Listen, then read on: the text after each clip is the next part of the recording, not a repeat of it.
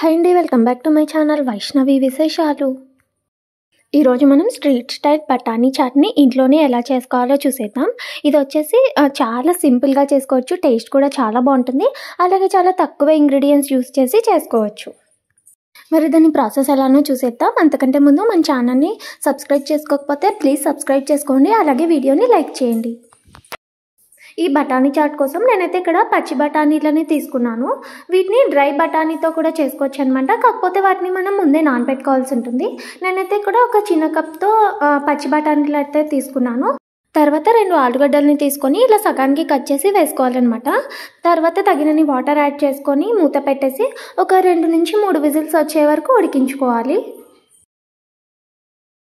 చూడండి, ఇక్కడ cooker whistle అయితే పోయింది. తర్వాత ఈ వాటర్ అంతా కూడా వడగట్టేసేయాలి. ఈ బఠానీలని మరి పేస్ట్ లాగా కాకుండా స్మాష్ చేసుకోవాలి. ఇవి వచ్చేసి కొంచెం పలుకు పలుకుగా ఉంటేనే టేస్ట్ కూడా బాగుంటుంది. తర్వాత ఇందులో మనం ఉడికించిన ఆలుని కూడా వేసుకొని స్మాష్ చేసుకోవాలి.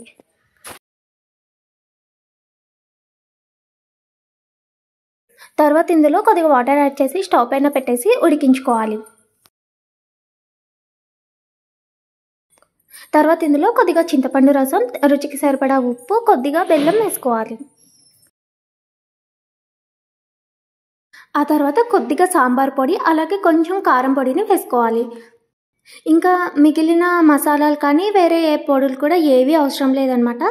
జస్ట్ ఇలా కొంచెం సాంబార్ పొడి, కారం పొడి వేసుకుంటే సరిపోతుంది.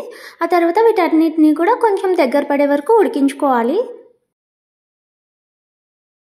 చూడండి, ఈ విధమైన కన్సిస్టెన్సీ వచ్చాక స్టవ్ ఆఫ్ చేసుకోవాలి.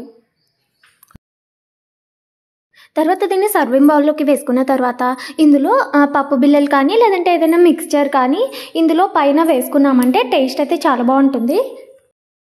నేనైతే ఇందులో పప్పు బిళ్ళలను అయితే వేస్తున్నాను. తర్వాత పైన చిన్నగా కట్ చేసుకున్న ఆనియన్స్ని వేసుకోవాలి. లాస్ట్లో కొత్తిమీర వేసుకుంటే సరిపోతుంది. చూడండి, ఇలా ఎంతో సింపుల్గా ఇంట్లోనే బఠానీ చాట్ అయితే రెడీ.